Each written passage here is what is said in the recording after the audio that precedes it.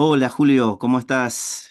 Qué qué gusto para mí y creo que para muchos coaches en este día que estamos celebrando, que es el Día del Coach.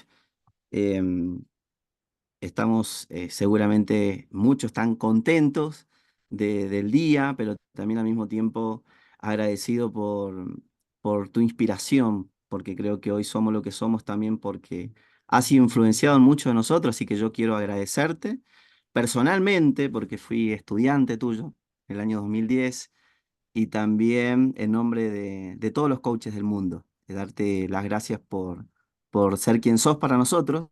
Y bueno. Así que te agradezco también por darte la Muchas posibilidad gracias de a darme ti. esta entrevista. Muchísimas gracias a ti. Más que entrevista va a ser como una conversación, Julio. Sí, Eh, encantado. Me gustaría que nos contaras un poquito quién sos vos cuando no estás siendo coach, o sea, cómo es tu día, por ejemplo, cuando no estás haciendo más que, no sé si coach, pero sí quizás no estás haciendo coaching, ¿no? Porque yo me imagino tu día es como viajando, ¿no? Dando Mira, conferencias. yo te diría que mi vida cambió radicalmente el año 20, el 2020, cuando apareció COVID, porque hasta ese momento, y por hacía ya y 30 años, llevaba 29, 30 años que llevaba trabajando con gente, siempre había sido cara a cara, personalmente. Y a partir del 20, el último programa que hice personal fue en Bogotá, precisamente. Y yo regresé de Bogotá aquí a Colorado, eh, y me encontré por primera vez que en el aeropuerto ya estaban haciendo algunos chequeos y algunas instrucciones sobre la cuestión del COVID.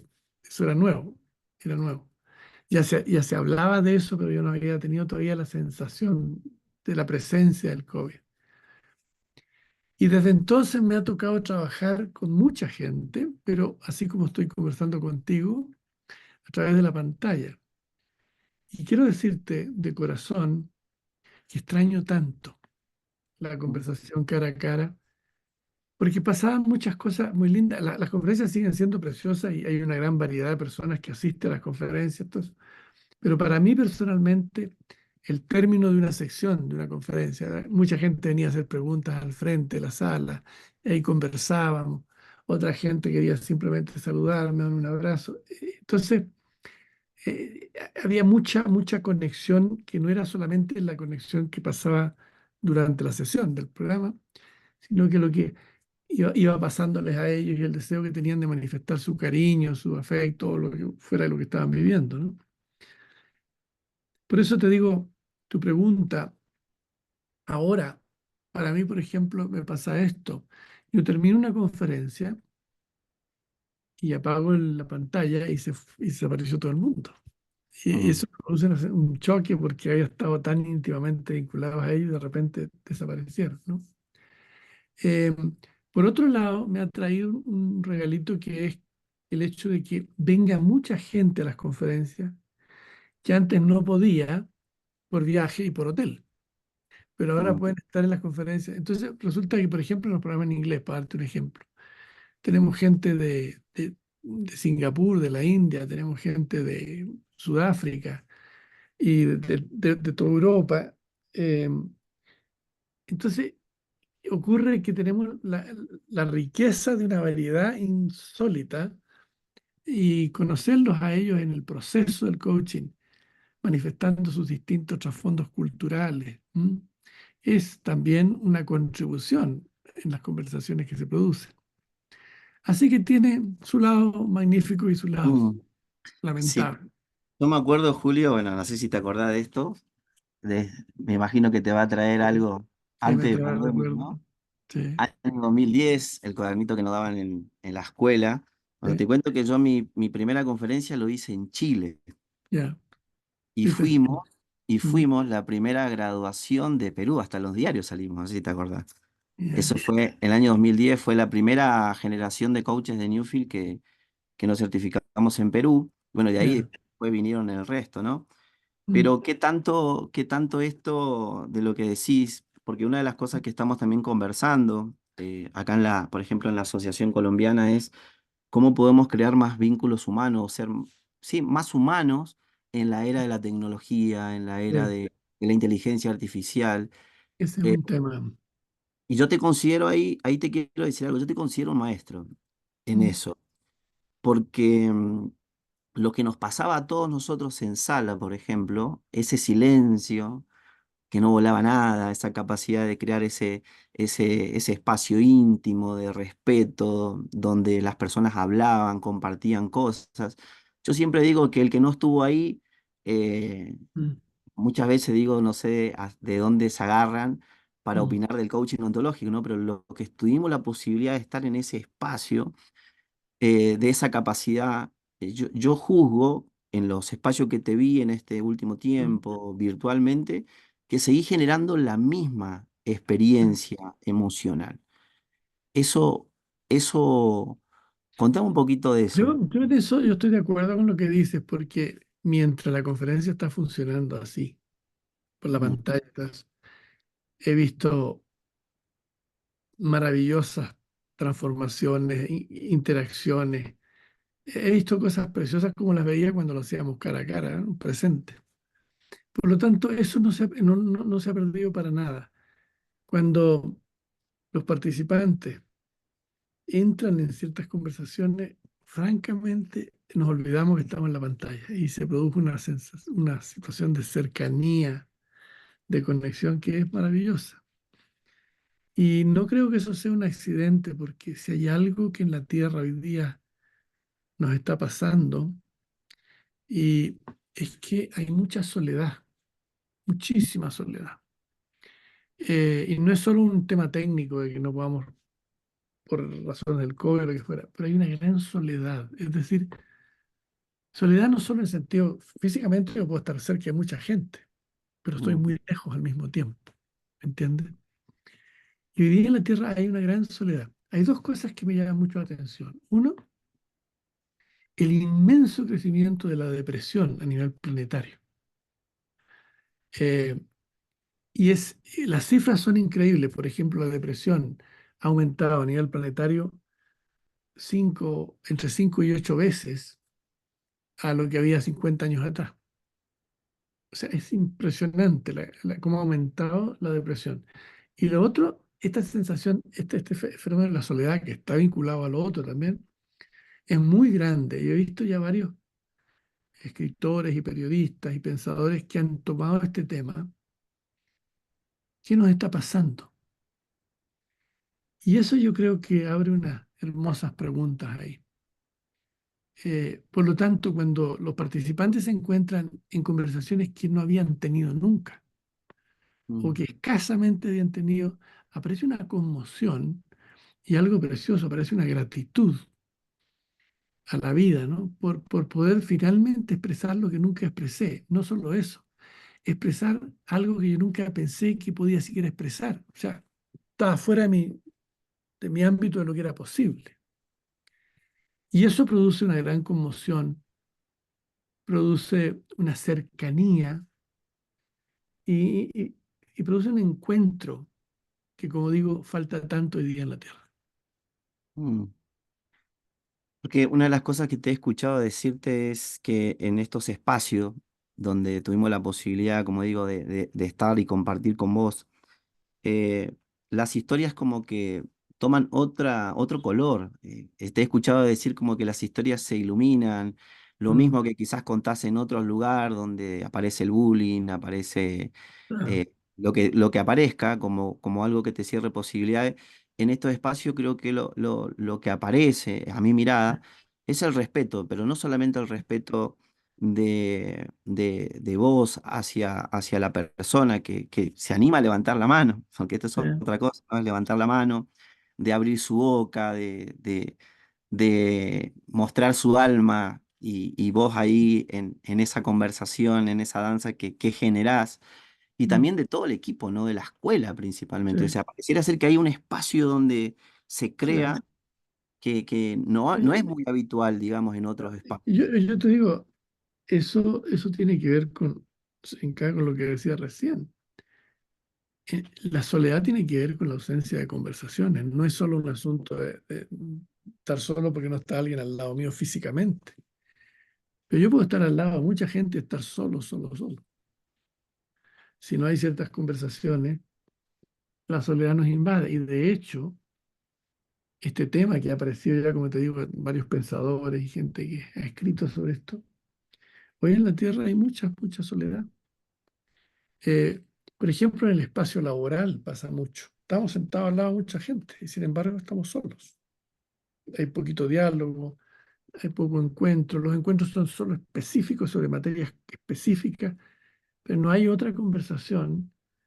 eh, y ese es un tema gigantesco, todo el tema emocional que hay en el espacio laboral. Es un Mm. tema inmenso. Inmenso.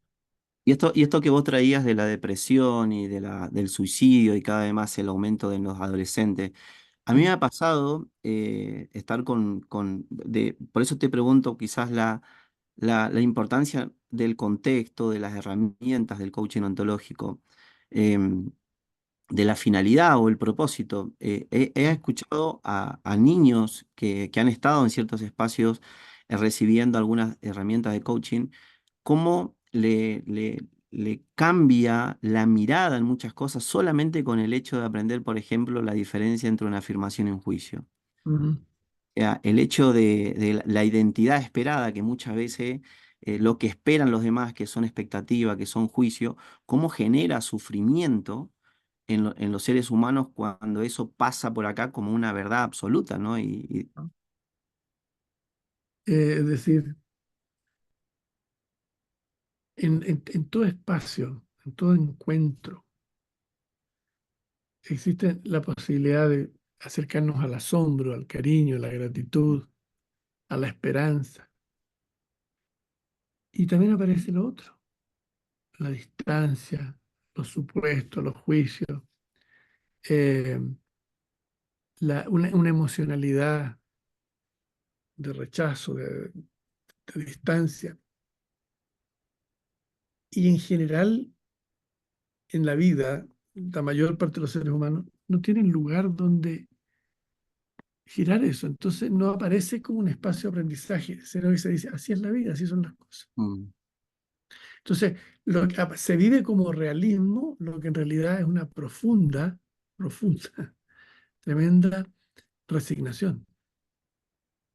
Pero no la ve el que está ahí como resignación, la ve como, bueno, así son las cosas, si lo estoy viendo, así son las cosas, punto. Y, y lo veo en todos los espacios, ¿eh? Eso lo veo en todos los espacios. De hecho, ese momento en que tú te das cuenta que lo llamabas realismo, no es más que una cierta resignación, un sometimiento a una realidad que puede girar, transformarse, eh, es ya parte grande del sufrimiento humano, mm. gran, gran sufrimiento humano. Es que así son las cosas, y punto. No hay nada más que hablar. Y de todas las personas que han pasado por tu proceso, porque ¿cuánto tiempo ya llevas en el mundo del coaching ontológico? Desde de Sí. tu primera charla, digamos, tu primera conferencia. Yo hice dos cursos en Latinoamérica, el Mm, año 85. Imagínate, yo hice un curso en México el 85 y otro en Chile el 85. Y esos cursos no era para que nadie fuera coach, eran cursos en los cuales yo hacía coaching, pero la gente que asistía nunca conocía qué demonio era eso. Y se produjo una explosión.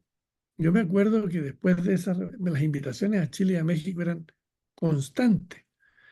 Y de ahí apareció, y posteriormente, no recuerdo exactamente en qué año, pero fue a fines de los 90 o a mediados de los 90, empezamos, espérate un poquito, fue como el 94 de versión, que empezamos a hacer programas ya en que entrenábamos gente para que fuesen coaches, mm, ¿entiendes? Y puede haber sido antes, ya perdí la noción de tantos años han pasado. Eh, y eso también se destapó una cosa. Piensa que nosotros como empresa, Newfield Network, empezamos a existir 8 años antes que se creara la FICOP. mm, O sea, el coaching ya venía para nosotros siendo una realidad. La FICOP se constituye muchos años después. Eh, y ahora tú te das cuenta que el coaching, donde vaya, la gente habla del coaching. Sin embargo, en muchísimos lugares que escucho a mucha gente hablar del coaching, eh, están entusiasmados, vieron algo, qué sé yo, y sobre todo gente que no es de nuestra escuela, pero al mismo tiempo los veo que no en el espacio en que nosotros pensamos, vivimos, realizamos el coaching. Y ahí hay un tema gigantesco, ¿Y qué gigantesco, pensás que pasa ahí en eso que estás contando? ¿Qué pensás que sucede ahí? que hay gente, por ejemplo, que ha ido a alguna escuela por ahí de coaching, han tenido una linda experiencia, qué sé yo, y posterior, pero veo que hay, a lo que me quiero referir es que hay se empieza a pensar el coaching como una especie de maniobra, de uno a uno, yo voy a cambiarte a ti, yo voy a... El coaching es infinitamente más grande que eso. Yo puedo tener una buena conversación de coaching con un ser humano y ese ser humano aprende, se transforma, puede ser. Pero hay algo central en nuestra escuela que no es muchas veces comprendido. El coaching se hace cargo y el coaching surge y se expresa y aparece esta explosión llamada coaching, no por una casualidad, no porque haya habido dos tipos inteligentes. El coaching aparece porque se hace cargo de la ausencia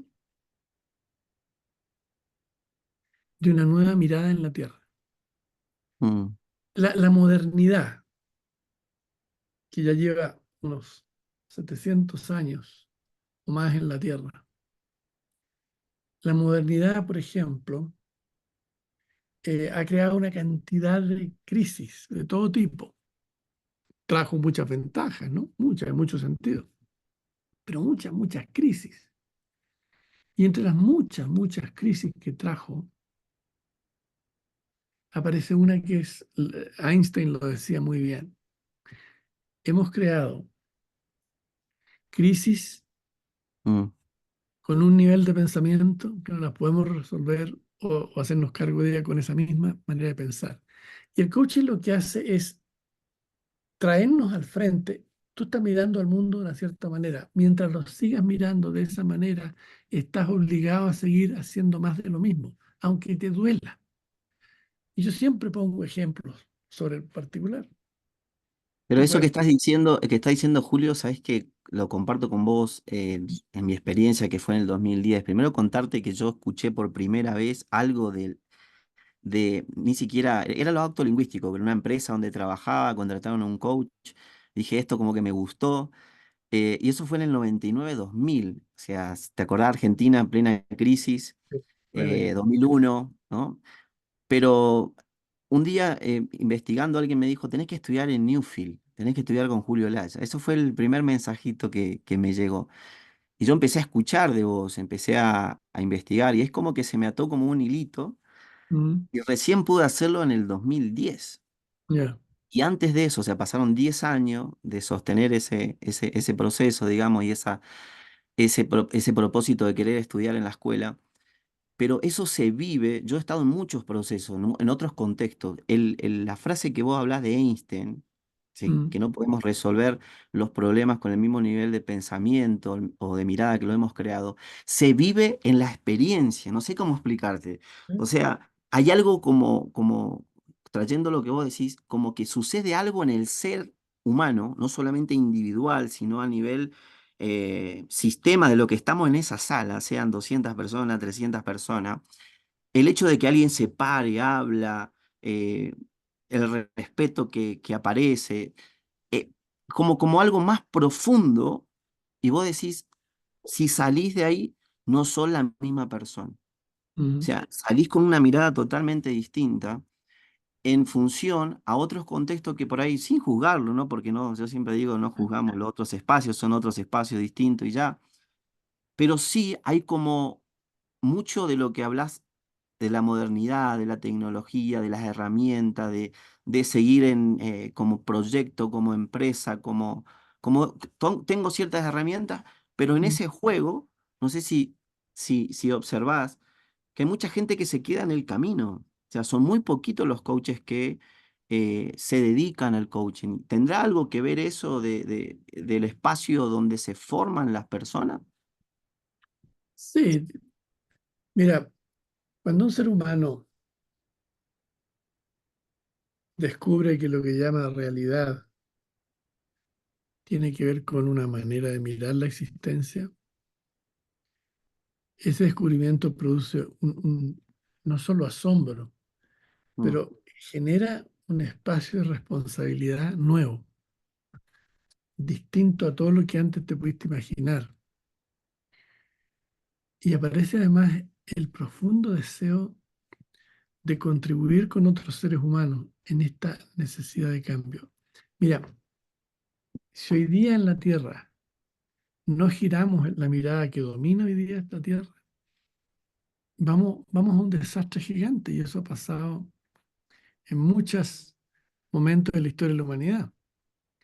Hay un pensamiento que ya no sirve para hacerte cargo de lo que está pasando y se desmorona todo y mm, aparece algo nuevo. Nosotros tenemos una oportunidad única en este momento en la Tierra, que es que conscientemente podemos provocar un cambio de conciencia.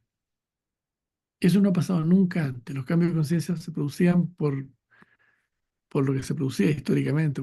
Cayó el Imperio Romano, apareció la Edad Media y así.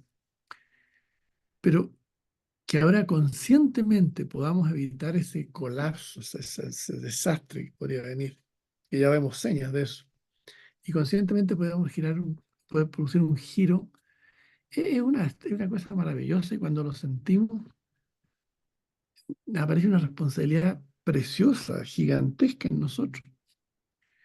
Y yo te digo una cosita ahí, eh, donde quiera que vaya, y alumnos que tengo de todas partes del mundo, hay ciertas cuestiones que están ya empezando a ser universales. Por ejemplo, el sentido de la vida. ¿Cuál es el sentido de la vida en la modernidad? ¿Producir más? ¿Tener más? Al final, ¿cuál es el mensaje que recibe un muchacho joven? Hijo mío, tienes que ir a la universidad, tienes que recibirte, mm, trabajar, ganar bien, ¿verdad? Porque ahí va a ser... Y eso hoy día los los jóvenes que van a la escuela, ese mensaje no les hace sentido. Yo estuve hace poquito aquí en una universidad aquí en Colorado que me invitaron a hablarle a los muchachos que venían llegando a la universidad y mm, los que estaban en primer y segundo año. Había un grupo de 200, 300 muchachos en la sala inmensa. Y yo empecé a conversar con ellos de distintos tópicos y repentinamente apareció, ya cuando los chicos se dieron cuenta de que tenía un espacio de conversar de cosas distintas a las habituales. Me acuerdo un muchacho levantó la mano y me dijo, ¿sabes que yo estoy enfermo? Y le dije, ¿qué enfermedad tiene? Estoy deprimido. Bueno, levantar la mano, a mí también me pasa eso. Muchos levantaron su mano. Y yo les dije, de corazón te digo, le dije a él, yo no creo que estás enfermo. Lo que pasa es que tienes un sueño que no tiene cabida para que tú lo manifiestes, para que tú lo vivas. ¿Cómo? ¿De qué se trata eso? No entiendo. Le digo, mira una cosa. Si tú recibes ese mensaje el que acabo de referirme, ¿no? Produce más, tiene más, ten más, mm, crece más, crece más. Y eso no te agobia, sería muy raro. El hecho de que te agobie y te produzca un proceso de depresión es precisamente porque todo en ti te está diciendo que por ahí no va la cosa. Y eso se ve, tú sabes que hay una estadística en los Estados Unidos que es increíble.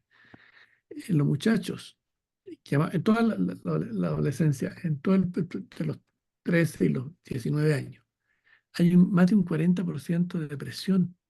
¡Qué gigantesco! Son millones de muchachos. Y cuando yo les decía, tú no estás enfermo. Lo que pasa es que tú tienes un sueño que tú no sabes que tienes.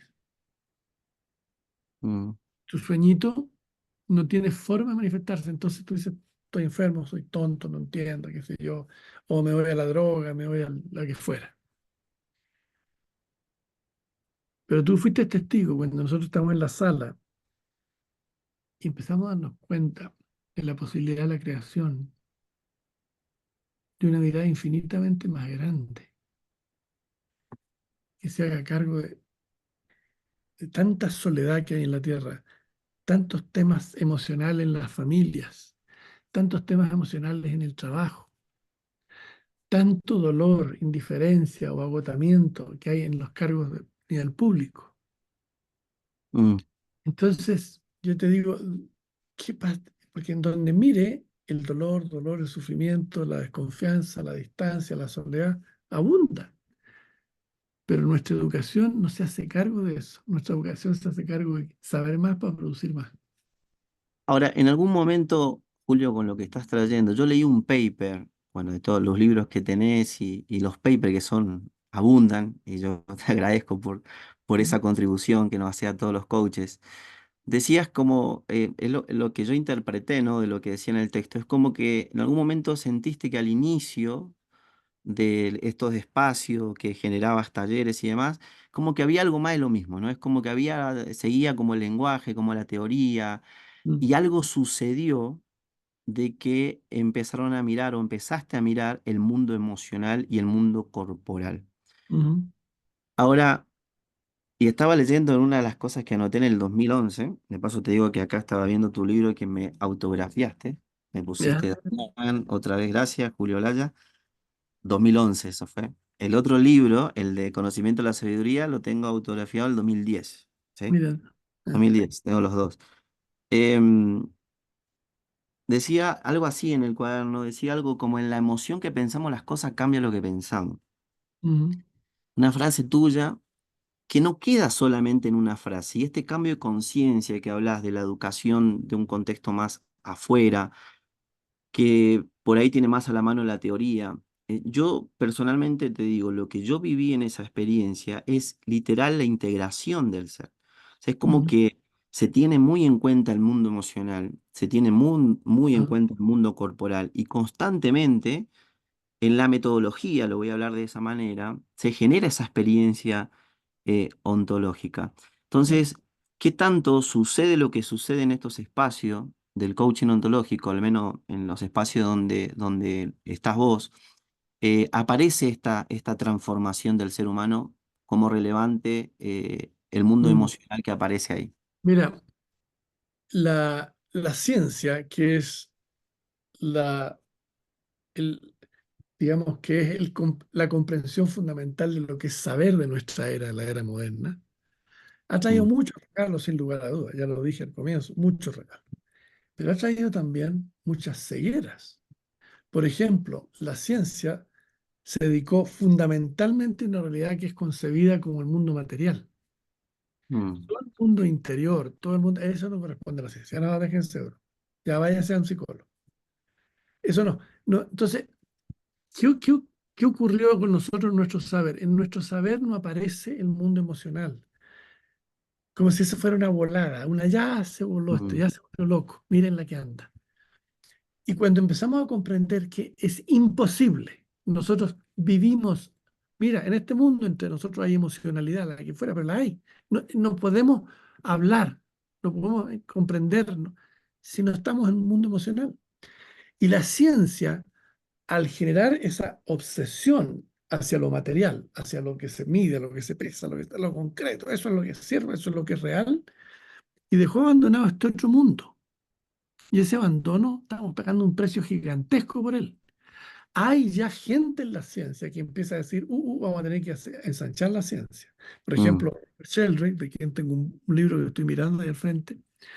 Robert Sheldrake, que es un biólogo inglés, un hombre extraordinario. Como biólogo es gigante, pero es un tipo que está constantemente diciendo, hay que empujar la frontera de la ciencia para incorporar la totalidad de la existencia, no simplemente lo material, no simplemente lo que podemos tocar o oler. mm, Y Y por ejemplo, dentro de la ciencia, y si vamos a un lugar expreso, la cosmología, por ejemplo, ¿cómo se entiende en este momento el cosmos? Es gigantesco, es bonito, pero no tiene ningún sentido. O sea, somos seres que vivimos en una inmensidad que no tiene sentido ni propósito. O sea, ¿qué nos pasó? ¿Qué pasa cuando eso, el cosmos, es comprendido? como interesante, pero no tiene propósito, no tiene sentido. Ahí vivimos en un mundo sin propósito ni sentido. Entonces, generamos una distinción, la ciencia y otras formas de saber, y estas otras formas son secundarias. Y nosotros en lo que estamos diciendo es, la ciencia la valoramos, tiene todo, y sin embargo, parte del dolor de la humanidad es que el conocimiento de la humanidad se centró en un mundo de todo lo explica materialmente. mm, Y ahí quedó fuera, por ejemplo, todo el mundo de la emocionalidad.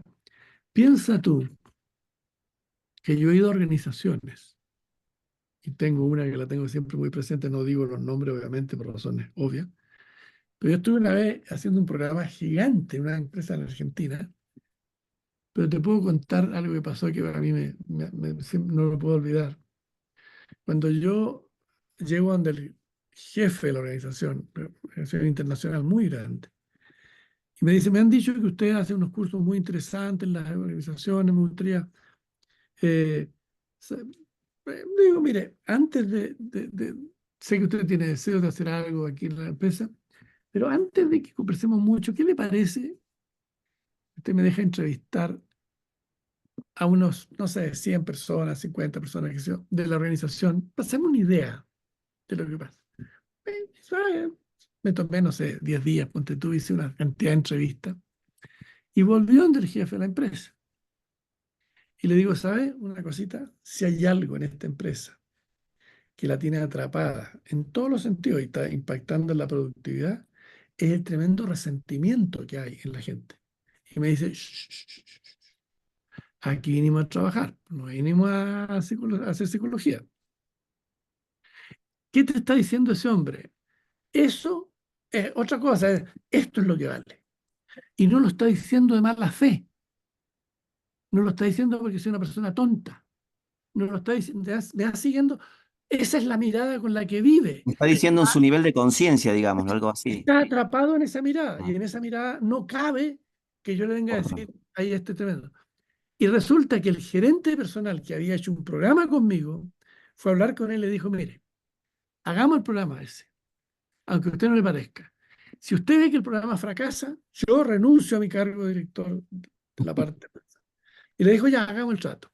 Se hizo el programa fue calificado el mejor programa organizacional en Argentina ese año, y el tipo, este hombre, él tuvo un giro impresionante.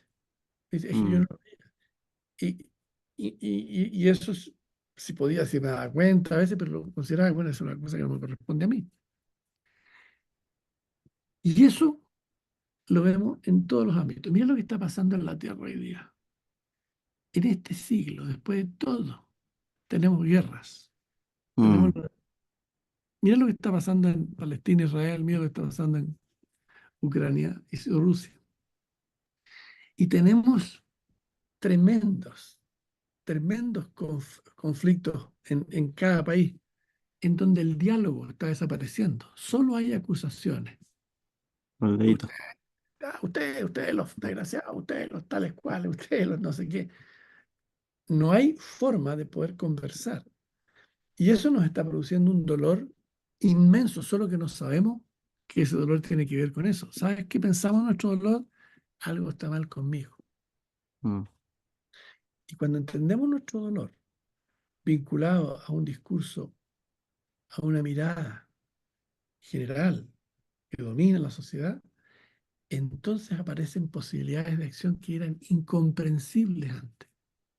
Y eso es lo que gira de esto, algo está mal conmigo, esto es el mundo, no sé yo, y mm. pasa de repente que te parece no es que te diga yo concretamente esto es lo que haya que hacer, pero parece un mundo Es en que... como, es como, Julio, perdona es como cuando hablas de Copérnico. Yo las primeras veces cuando hablaba de Copérnico, yo decía, ¿qué querrá decir, no? O sea, cuando hablaba del cambio de mirada, de que la Tierra giraba, no sé qué cosa. Y después cuando vos decís, cuando llevas a Copérnico a tu ser, yo le digo a veces en los espacios donde está así, es algo más profundo que la simple metáfora de Copérnico. El giro que se produce, ¿no? El giro de mirada, donde empieza a aparecer posibilidades o otra manera de estar siendo, otro ser humano, no sé cómo llamarlo, o una transformación personal que antes de hacer ese giro no había cabida, no había posibilidad.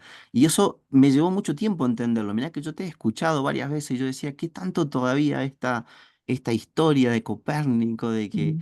buscó, lo tengo solamente en la teoría y no ha Sí. pasado por mi ser?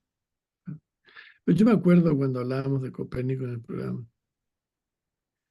Imagínate que él es un sacerdote, es abogado, es Mm, matemático, tiene mil formas, un hombre más brillante, que se pasa la vida o sus noches las pasa mirando al cielo.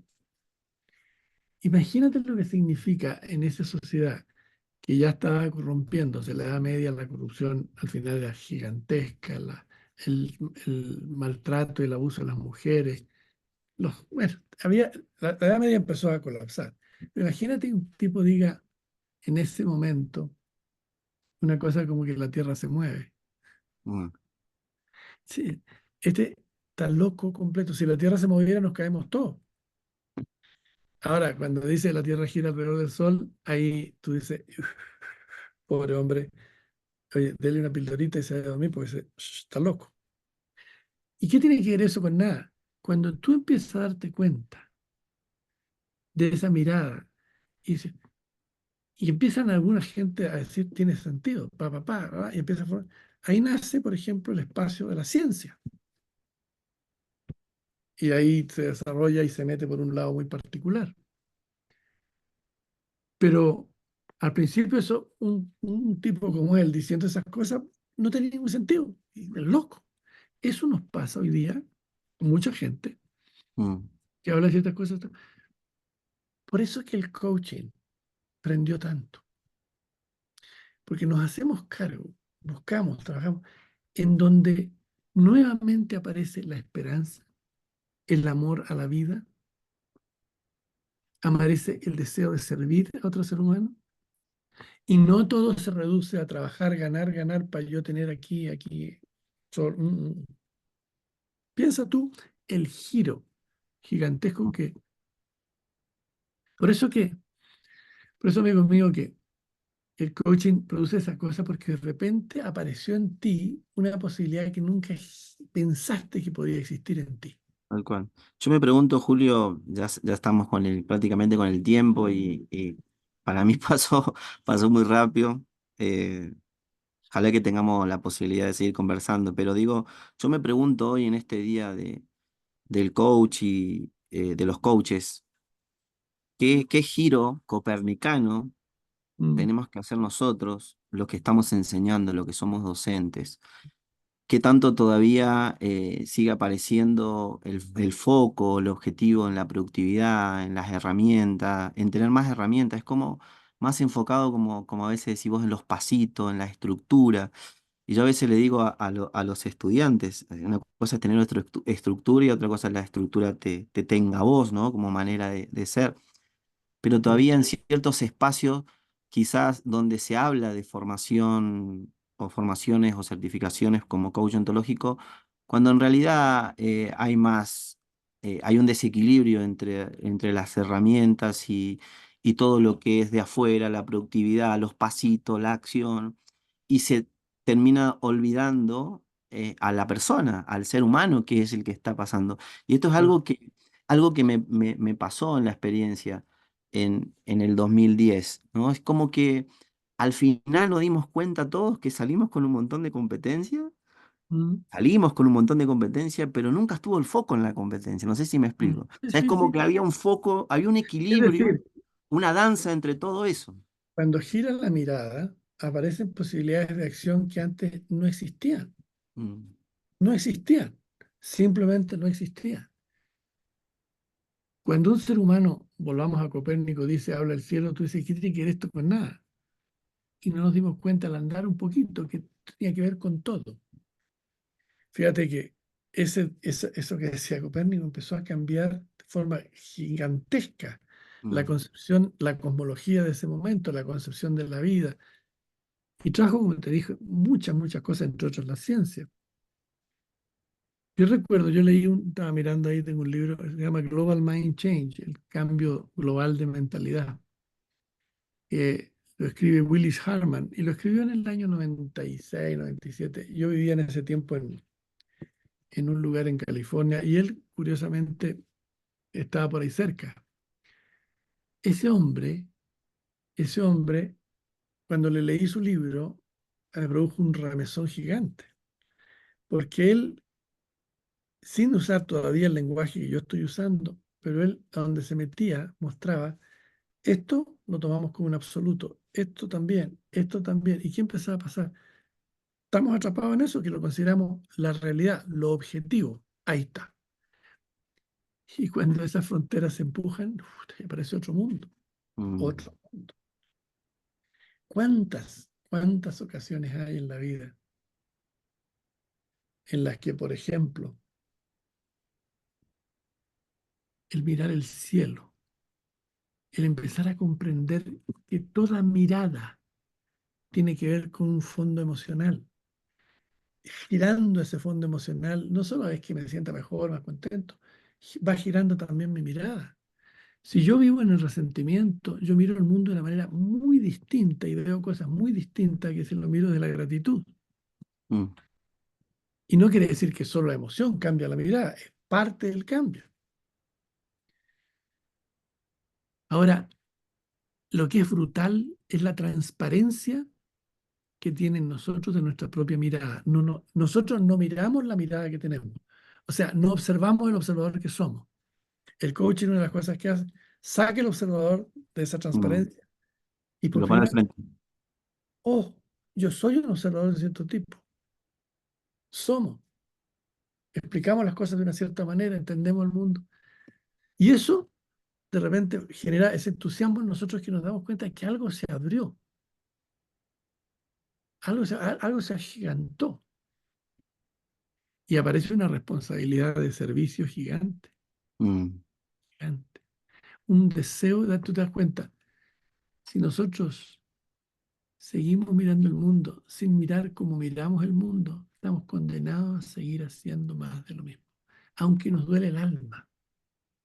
Pero así es la realidad, así son las cosas. mm. Y si las cosas son así, bueno, es lo que tengo que hacer. Ahí estamos. Julio, ¿qué te imaginas para el coaching ontológico en los próximos años? Cómo te imaginas, si es que te imaginas algo? Mira, no lo he pensado mucho específicamente de esa manera. Sí te puedo decir que no solo el coaching ontológico, pero el mensaje del coaching ontológico puede ir influyendo de manera gigante en todos los ámbitos de nuestro pensamiento, desde la ciencia hasta la estructura de las organizaciones, la familia, nuestra mirada del cosmos, nuestra comprensión del trabajo, en fin, distintas maneras. Lo que sí te puedo decir es que nosotros, los coaches, seguiremos aprendiendo. No estamos diciendo nosotros ya la sabemos y llegamos al final, para nada. Mm, O sea, díganme lo que me digan, yo cada vez que miro el cielo una noche oscura, estrellada, ¿no? Digan lo que diga, ese misterio, ese gigantesco misterio que es el universo. ¿Qué, me- qué haré para poder llegar a saber un poquito más de mm, eso? ok. Y te estoy poniendo un ejemplo, pero podrían haber 70.000 otros. ¿Sabes qué estaba pensando en este momento cuando hablabas de tus primeros momentos, de tus primeras conversaciones, espacios, reuniones, donde empezó a aparecer esta hermosa profesión? ¿No? Em, y pensando esto, si vos buscaste al coaching o el coaching te encontró a vos de alguna manera, Una buena eh, pregunta. y si vos te imaginás hoy, y como empezamos la conversación, la entrevista, si te imaginás hoy la dimensión en la cantidad de gente que has llegado y que has inspirado. O sea, te voy a hablar de quizás miles de personas que hoy fueron inspirados por ese momento. O sea, entonces agradecerte primeramente por sostener en ese momento como la primer llamita, como ¿no? Y si el coaching te encontró a vos, vos lo encontraste al coaching, no sé, pero hoy... em, todos nosotros creo que estamos acá y nos gusta nuestra profesión y celebramos este Día del Coach, seguramente por tu gran aporte y yo personalmente te reconozco Te como el agradezco mucho. pionero del coaching ontológico. Gracias por lo que dices. Y te quiero decir algo, hermano mío. Eh, Tenemos que tener todos nosotros en lo que hacemos como coaches modestia. Tenemos que entender ¿Qué dijiste? Modestia. modestia.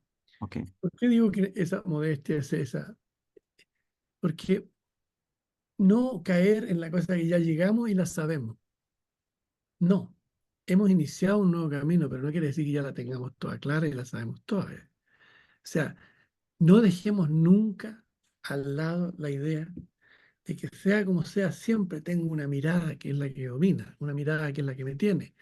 Pero ahora que sé que tengo una mirada, puedo estar diciendo voy más allá, empujo aquí, tiro. El drama, el drama en que caemos, y sobre todo el que ha caído la educación, es que esta es la verdad, así son las cosas, y se llama lo objetivo. Y ahí estamos. Mm. Hay tanto, tanto, tanto que aprender, tanto.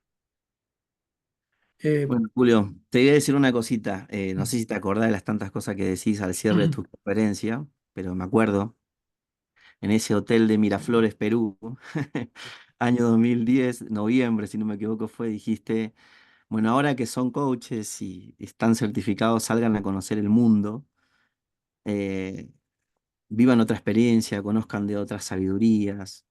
mm, Y ahí viene la pregunta que yo me hago y una de las preguntas que me han hecho acá a todas las personas que quisieron hacerte una pregunta, pedirle disculpas porque no pudimos preguntar todo.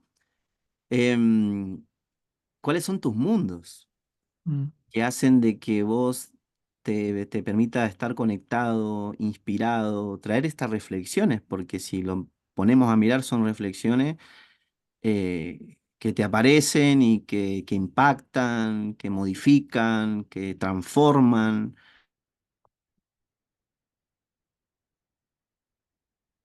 mm. Por no decirte los libros, porque ahí yo veo que tenés cientos de libros, digo, ¿cuál de todo eso es el que Pero necesito te digo una, tener en te casa? digo una cosa, hermano, te digo una cosa que, y lo digo del fondo de mi alma, yo le estoy profundamente agradecido a la vida porque me dio un regalo. Eso es número uno, un regalazo gigante. Pero yo creo que l- nosotros tenemos que aprender algo y que incluso mucha gente en el coaching lo olvida, que es que nosotros somos seres históricos, seres culturales. Cuando tú naciste en una familia que tenía una Mm, historia. Tú naciste en un país que tiene una historia. Naciste en una cultura que tiene una historia. Tú estás formado por todas esas historias y las vamos recibiendo y las recibimos como niños. Mire, bueno, te decían, es que es que te estaban traspasando los mensajes de la historia. Entonces, cuando nos empezamos a dar cuenta profundamente que nuestra mirada, querámoslo o no, es cultural, aparece de un momento en la historia. ¿No? mm, Por ejemplo, eso no es solo lingüísticamente. Piensa tú la emocionalidad de la gente en Buenos Aires tan distinta a la de Lima. ¿Por qué son tan emocionalmente distintos? ¿Qué pasó? Pero si tú eso lo empiezas a considerar desde el punto de vista emocional, por ejemplo, la cultura occidental tiene una emocionalidad muy distinta a la cultura oriental. Yo tengo estudiantes de China, de la India, y cuando hablan y dicen, tú te das cuenta que vienen de otra mm, emocionalidad, de otro mundo. Sin embargo, hay otra historia. La modernidad y la ciencia han sido parte ya de la globalidad. Pero cuando empezamos a mirar todo esto de la cultura, la formación colectiva, nos empezamos a dar cuenta que para poder comprender muchas cosas necesitamos recurrir a la historia, porque la historia nos regaló una mirada, nos dio una... Podemos cambiar la historia, por supuesto, pero yo nací y me empezaron a decir, por ejemplo, ¿te has preguntado qué es saber? mm. Si yo le pregunto a alguien de qué es saber, me va a mirar y me va a decir, ¿usted está tonto que no sabe lo que es saber? Y sin embargo es una pregunta gigantesca. Mm, Cuando yo fui al colegio, yo aprendí lo que es saber de una manera. Y yo no lo aprendí diciendo esta es una manera de interpretar lo que es saber. No, no, no. Yo dije, así es el saber. O sea, nunca me hice más preguntas. Yo sé lo que es saber. Sin embargo, estaba atrapado en una concepción de lo que es saber. ¿Cuántas cosas? Si tú haces el ejercicio, no vas a preguntarle a una persona en la calle qué es saber, por decirte un ejemplo, ¿no? La persona te va a mirar como diciendo, usted está loquito. Y sin embargo, esa concepción del saber de esa persona ha dominado la existencia de ese ser humano. mm. Si tuviera que darme un mensaje, Julio, a todos los coaches en este día, ¿qué te gustaría decirles?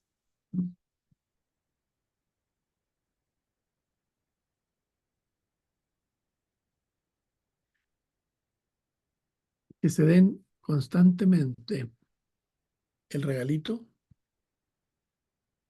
de comprender que el coaching tiene un sentido histórico especial. No es solamente que yo me transformé. Coaching nace con una crisis que hay hoy día en la Tierra. Mm, Es importante. ¿Qué es lo que el coaching quiere hacer? ¿Simplemente que tú te sientas un poquito mejor? No. Inmensamente más grande que eso. Entonces, en nuestra profesión, y esa gran mirada del coaching, vivirla en la modestia. No es que ahora nosotros la sabemos toda, no es cierto. Nosotros lo que estamos diciendo hoy día es, la presente mirada nos causa un dolor, una confrontación, un aislamiento terrible. Si no actuamos para que esa mirada la saquemos de su escondite, porque ahí está el poder. Como yo no la veo, actúo, pero no me doy cuenta que esa mirada es la que me tiene amarrado. Por lo tanto, el coaching con humildad, con cariño, mira, tú estás mirando así, pero es una mirada, tú lo confundes como que así son las cosas. Y eso requiere humildad, mm, profunda humildad.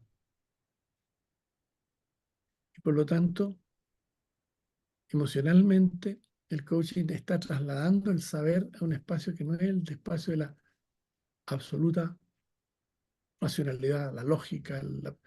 Nosotros no estamos mirando el mundo desde esa emocionalidad. Nosotros estamos hablando desde la modestia y desde el asombro. Y el asombro tiene un rol gigante. Acuérdate lo que es el asombro, es quitar la sombra. Poder mm. mirar. Y yo creía que no había sombra, pero sí. Y esa sombra se llama mi tradición histórica, cultural, que me pasó una mirada. Tal cual. Yo siempre digo que la sombra nos sigue en todos lados, ¿no? Entonces, la pérdida de Ándale. la sombra, mueves la mano y la sombra pareciera ser que te sigue, ¿no? Y tenés esta capacidad, como decía, de quitar la sombra.